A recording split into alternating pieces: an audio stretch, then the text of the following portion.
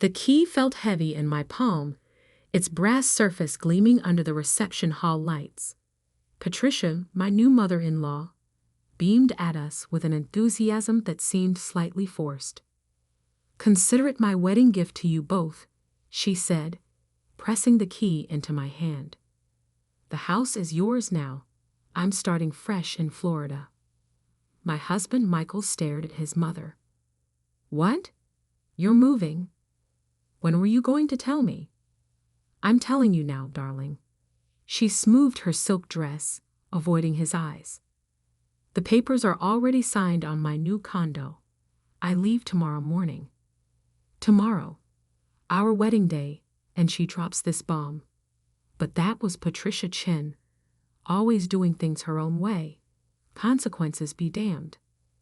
"Mom, this is crazy. The house has been in our family for generations.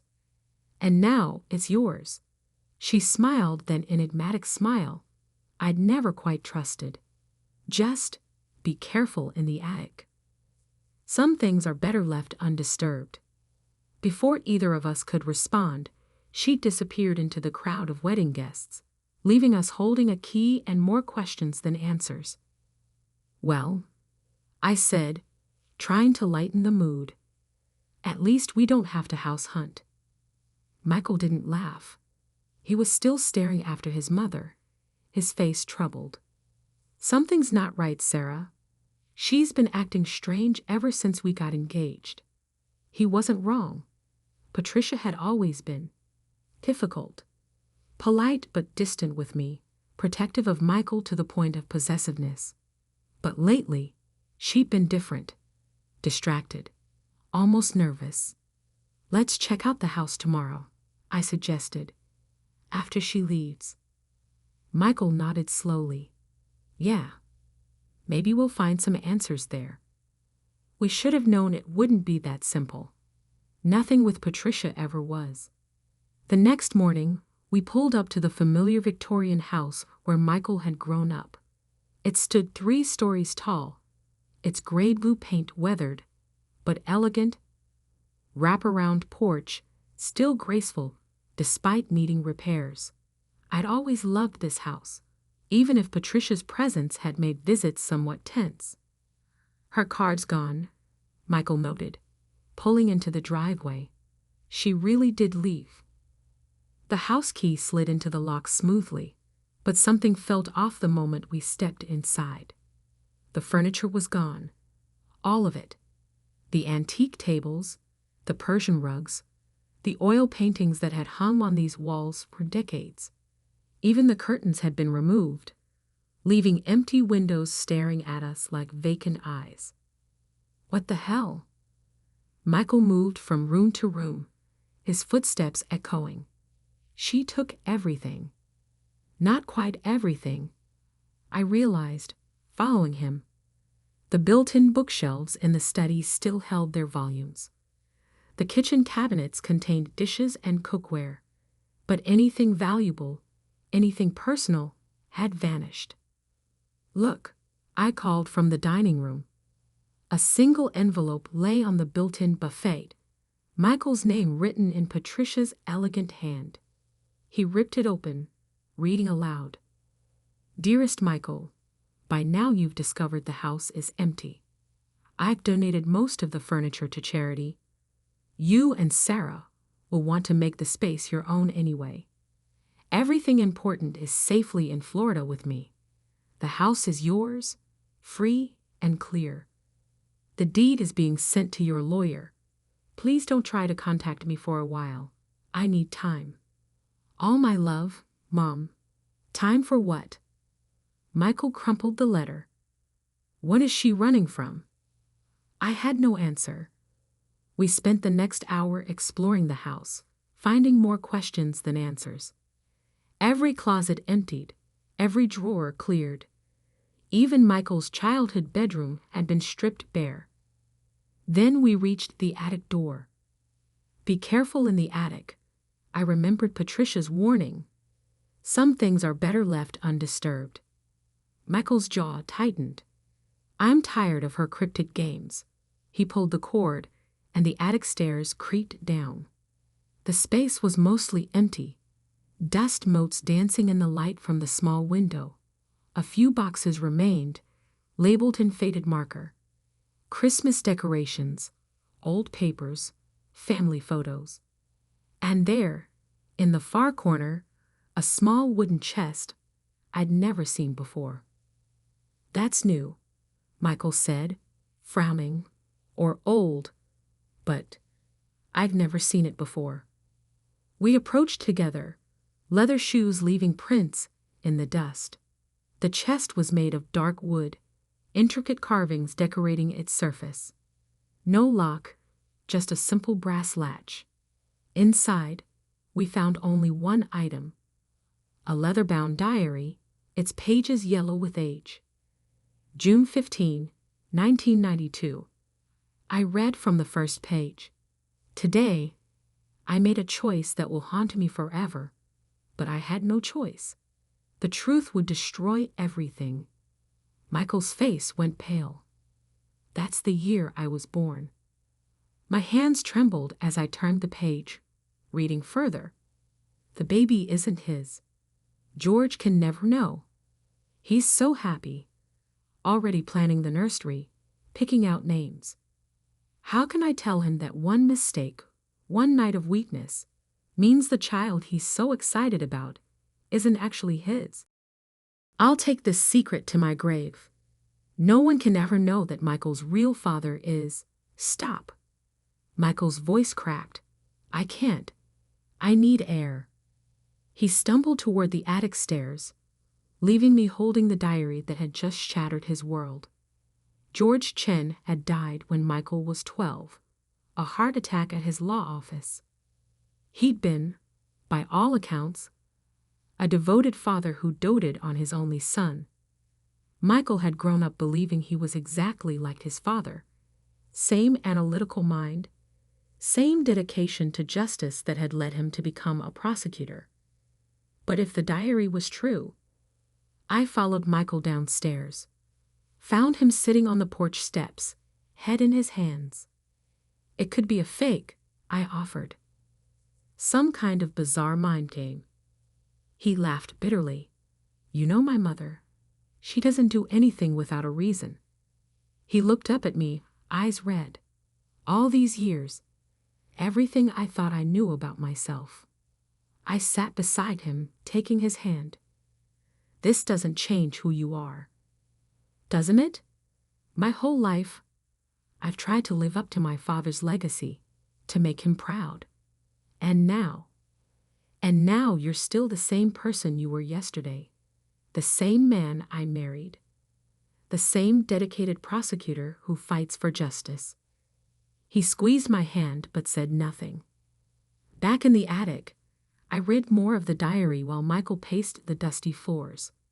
Patricia's words painted a picture of a troubled marriage, a moment of weakness with a colleague, the devastating realization of pregnancy. She'd convinced herself telling the truth would destroy her family, so she buried it deep. But there was more. August 3, 1992. Robert keeps calling. Says he has a right to know about his child. I've told him to stay away, that the baby is George's, but he won't listen. Says he'll tell George himself if I don't. I'm terrified. "Robert?" Michael stopped pacing. "Robert who?" I turned more pages, scanning entries. "Wait. Here. September 1992. Robert Matthews finally agreed to stay away. The money helped. Nearly emptied my trust fund, but it was worth it to protect my family. He signed papers giving up any claim to the baby." "Matthews?" Michael's face went even paler. Not Judge Robert Matthews?" I looked up sharply. "The one you clerked for after law school." He nodded slowly. He took a special interest in my career. Mentored me. Said he saw something of himself in me. His laugh was hollow. I guess now I know why. The pieces were falling into place. Patricia's increasing anxiety as Michael's career brought him into contact with Judge Matthews. Her sudden decision to leave town just as Matthews was retiring and moving back to the area. "There's more," I said quietly, still reading. "She writes about watching you and Judge Matthews together during your clerkship. How guilty she felt seeing the connection between you, knowing she was the only one who understood why." "Stop." Michael's voice was raw. "I can't. I need to process this." We left the diary in the attic, locked up the empty house, and drove home in silence. What should have been our first day as newlyweds instead felt heavy with secrets and lies.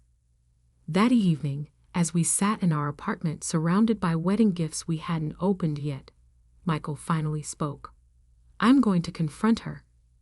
I looked up from the thank you note I'd been pretending to write. "Are you sure?" "I need answers. Real ones. Not just what's in that diary." He pulled out his phone. "Her new address has to be on the deed paperwork, right?" "Michael, wait." I covered his hand with mine. "Maybe we should take some time. Think this through. I've had a lifetime of lies. I'm done waiting." But when he called his lawyer, we hit our first obstacle. The deed hadn't been filed yet. No paperwork had been submitted at all. "What do you mean? No paperwork?" Michael demanded. "She said it was all handled." More calls followed. Patricia's phone was disconnected. The realtor who'd supposedly handled her Florida condo purchase didn't exist. Every lead we followed evaporated like smoke. "She's running," Michael realized. But from what? Or who? I thought about the diary entries, the mentions of Robert Matthews, the timing of everything. "When does Judge Matthews officially retire?"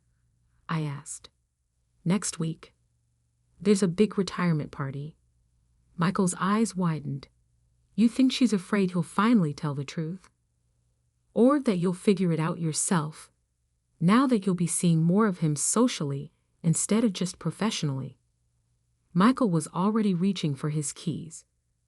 "We need to talk to him. Now. It's almost midnight." "I don't care. I need answers." I couldn't argue with the desperation in his voice. Within minutes, we were in the car, heading toward the affluent suburb where Judge Robert Matthews lived. The house was dark when we arrived, no cars in the circular driveway. "Maybe this isn't such a good idea," I started to say, but Michael was already out of the car, striding toward the front door. Before he could ring the bell, a voice called from the darkness. "I wondered when you'd come." We both spun around. Judge Matthews stepped out of the shadows by the garage, still wearing his court suit despite the late hour. "Your mother called," he said quietly. "Told me about the diary." Michael's hands clenched into fists. "So it's true?" The judge nodded slowly. "You can see it, can't you? The resemblance? Everyone always said you looked just like George. But," he gestured to his own face, "the same strong jaw, the same deep-set eyes that I suddenly realized Michael shared. Why didn't you ever tell me? Your mother made me promise. Said it would destroy your relationship with George, with the whole Chen family. And she was right. George was a better father than I could have been." "That wasn't your choice to make." Michael's voice shook with anger. "Either of you." "No," Matthews agreed. "It wasn't. But we thought we were protecting you."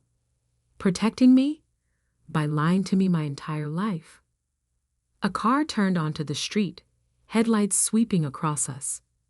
Matthews stepped back into the shadows. "Not here," he said urgently. "Come inside. There's more you need to know." We followed him into the house, into a study lined with law books and framed photographs. And there, on his desk, sat an identical diary to the one we'd found in Patricia's attic. She wasn't the only one who kept records. Matthews said quietly, "Sit down, Michael. This is going to be a long night." Judge Matthews pulled his own diary from the desk drawer, its leather binding worn with age. "Before I show you this, you need to understand something. Your mother isn't just running from the truth about your parentage. She's running from something much worse." Michael sat rigid in the leather armchair, his face a mask of controlled emotion. "What could be worse than lying to me my entire life?" Matthews sighed heavily. "The night you were conceived, it wasn't just a simple affair. Your mother came to my office late one evening, distraught. George had discovered some discrepancies in the family trust accounts. Money missing, unexplained transfers. He was planning to launch an investigation." "What does this have to do with anything?" Michael demanded. "Everything." Matthews opened his diary. "Your mother was embezzling from the family trust. Had been for years, covering her tracks with fake investments, doctored statements. George was close to discovering it all. She came to me for legal advice. One thing led to another." He shook his head. "But that's not the worst part." I reached for Michael's hand, felt it trembling in mine. "When George confronted her about the missing money," Matthews continued, "she panicked. Told him she'd discovered one of his law partners was stealing from client accounts, that she'd been gathering evidence. She forged documents to frame him. The partner was disbarred, went to prison, committed suicide 6 months later." Michael stood up so quickly his chair toppled backward. "No, you're lying." "I wish I was." Matthews pulled a file from his desk. "Here's the proof. The original documents, the evidence of her forgeries. I kept it all, telling myself it was protection in case she ever tried to deny my connection to you. But really, I was just a coward, unwilling to face what I'd helped cover up." I watched the color drain from Michael's face as he read through the file. As a prosecutor, he dealt with evidence of crimes every day. He knew authentic documents from forgeries. And these were real. "Dad's heart attack," he said numbly. "It wasn't just stress from work, was it?" Matthews looked away. George had finally figured it out. All of it. The embezzlement, the frame job, your true parentage. He confronted Patricia that morning. She claims he clutched his chest and collapsed before she could explain. But what? There was an empty bottle of heart medication in his desk. The prescription had just been filled the day before. The implications hung heavy in the air. Michael swayed slightly, and I guided him back to sit down. "She killed him," he whispered. "My mother killed my father." "It was never proven," Matthews said quietly. "The police ruled it natural causes. No autopsy was performed. But George's secretary later told me he'd been planning to go to the authorities that day. About everything." "And you kept this secret? For 20 years?" Michael's voice rose. "You're a judge. You're supposed to uphold justice." "I know." Matthew's shoulders sagged. By the time I learned the full truth, years had passed. The statute of limitations on the embezzlement had expired. There was no way to prove anything about George's death. And you were thriving. Top of your class in law school, following in George's footsteps.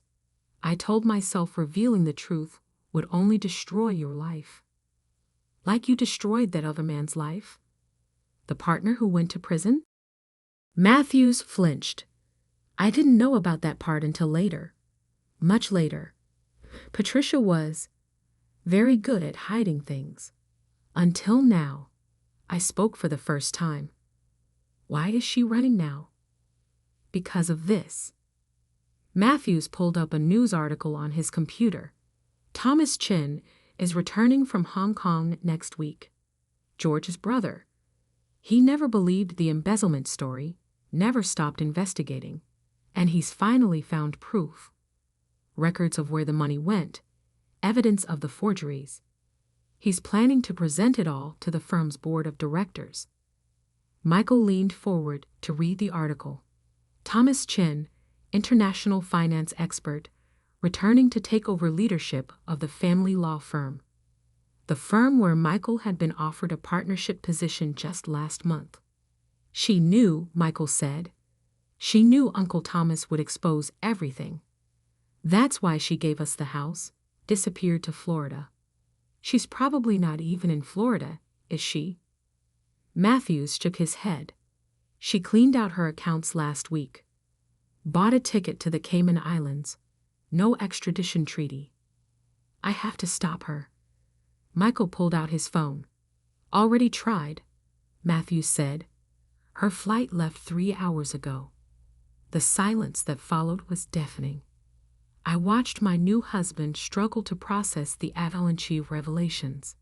His mother a thief, and possibly a murderer. His biological father a coward who helped cover it up. His whole life built on an elaborate framework of lies. What are you going to do? I asked softly. Michael stared at the file in his hands. Proof of his mother's crimes, of the innocent man she'd framed. Documents that could reopen old cases, restore a dead man's reputation, possibly even trigger a new investigation into George Chen's death. The right thing, he said finally.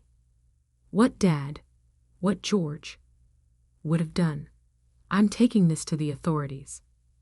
Matthews started to protest, but Michael cut him off. You don't get a say in this, either of you. You've done enough damage. We left Matthews' house as dawn was breaking, the file heavy in Michael's briefcase. He was quiet on the drive home, his face set in lines of determination I recognized from his toughest cases. You know this will change everything, I said gently. Your career, your position at the firm. I know, but I can't be part of covering up these lies anymore. He glanced at me. I understand if you want to. Don't you dare finish that sentence. I grabbed his hand. I married you yesterday, remember? For better or worse. This definitely qualifies as worse, but we'll face it together.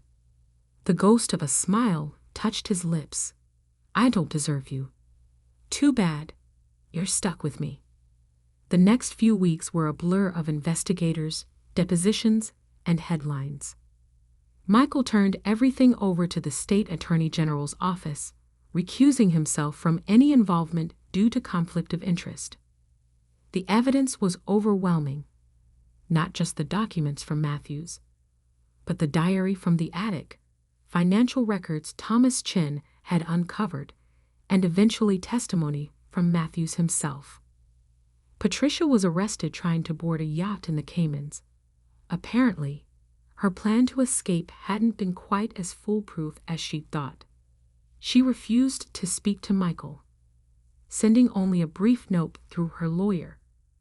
I did it all for you. She still doesn't understand, Michael said, crumpling the note. Everything she did, all the lives she destroyed, it was never for me. It was all for herself. The partner she'd framed was posthumously exonerated. His family received a substantial settlement from the firm. Thomas Chen made sure of that. Judge Matthews resigned before he could be impeached, avoiding criminal charges in exchange for his testimony. Michael couldn't bring himself to forgive the man, but he understood the choice to cooperate. Sometimes justice requires hard compromises. As for us, well, we never did move into the Victorian house. Too many ghosts, too many lies embedded in those walls. We sold it and bought a small place of our own, somewhere we could build new memories untainted by the past. Michael left the firm, started his own practice specializing in financial crimes and wrongful convictions. using his knowledge of how corruption works to fight it instead of hiding from it. I've never been prouder of him. The diary that started it all still sits in a box in our closet. Sometimes I catch Michael staring at it, like he's trying to understand how his whole life could have been built on such an elaborate deception. You know what I think? I told him one night, about a year after everything happened.